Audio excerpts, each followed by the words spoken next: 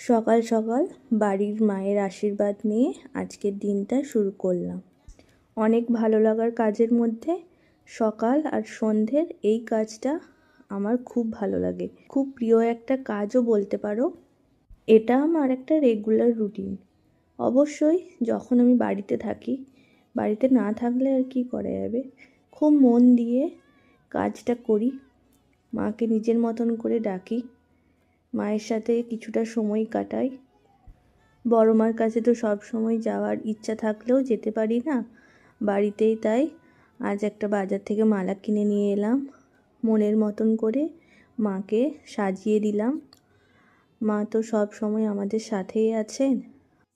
নিজের মতন করে মাকে সাজালাম, মায়ের সাথেও কিছুটা সময় কাটালাম। বাড়িতে বসেই মায়ের কাছে প্রার্থনা করলাম সবাই যেন ভালো থাকে, সুস্থ থাকে, সবার সব মনের ইচ্ছা যেন পূরণ করে মা।